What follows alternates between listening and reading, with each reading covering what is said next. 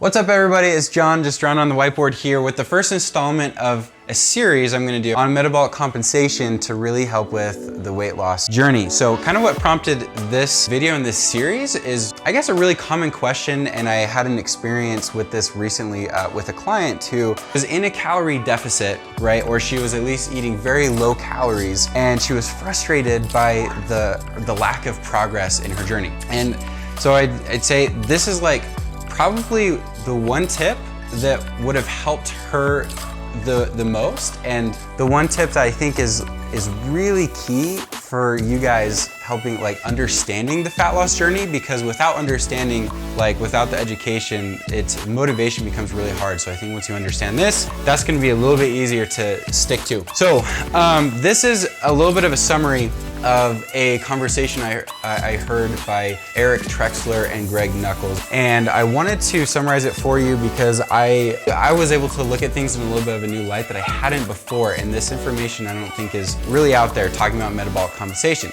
So what is metabolic compensation? It's when your metabolism slows down in response to you having cut calories out of your diet. It's super frustrating, we all know about it, it's obvious. So in this example, the hypothetical person is consuming 2,000 calories roughly per day and maintaining their weight. So they decide they want to lose weight, they cut 500 calories, drops them down to the 1,500 calorie mark, and they say, okay, over the course of 7 days, that's 3,500 calories, that should equal 1 pound of fat loss per 7 days. Mathematically, what happens? Nothing, they don't lose weight. And they're very frustrated and they give up and quit their diet because they think, I'm cursed, I have bad genetics, I have hormone issues, and there's nothing and their metabolism magically compensated, right? Awesome. So this is something that none of us are ever grateful for, right?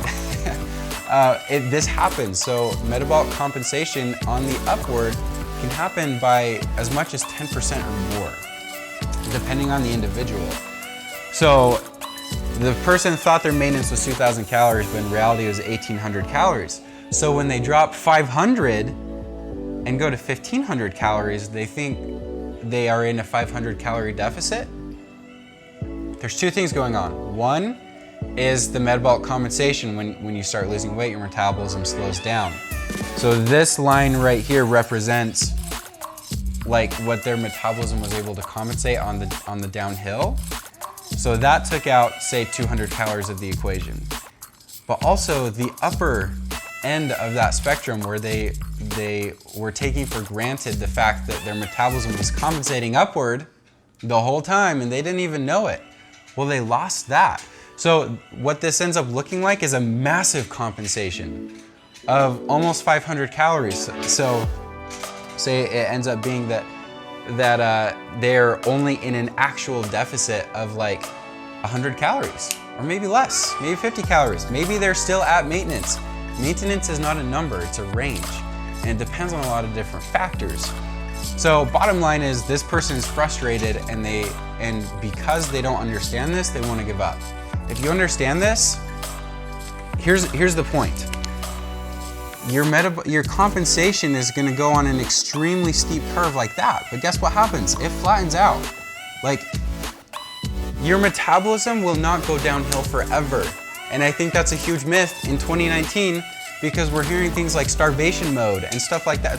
Starvation mode means you die of having your ribs sticking out of your skin. That's starvation mode. So if you're not there yet, you're not in starvation mode. But there is a super steep drop off. So this person feels really frustrated because they just cut 500 calories a day. That's no small deal. And nothing's happening. It's because they're in this really steep part of the curve. But guess what? If you just stick with it and keep going, the curve flattens out. And it's there's light at the end of the tunnel. If you understand what's happening here, it's okay, I just gotta go another couple hundred calories. I push that deficit a little bit further, you're going to be getting results. And if you're not willing to do that, then it's probably because you just didn't understand that it's not like your metabolism goes down like that forever, right? Because that's a little bit depressing. It's more like this. So in the same conversation by Eric and Greg, they were referencing this bodybuilder that they both knew, who was in a contest prep cut, and they asked him basically like, how bad did it get? And he said 1,300 calories. He was eating 1,300 calories a day to cut fat for his show coming up. So this is like a large male bodybuilder with insane amounts of muscle mass, right? So if that's you, maybe 1,300 calories will do the trick. That is not a lot for a big guy. Like, that's very few calories. So like, what does that mean if you're a 130-pound woman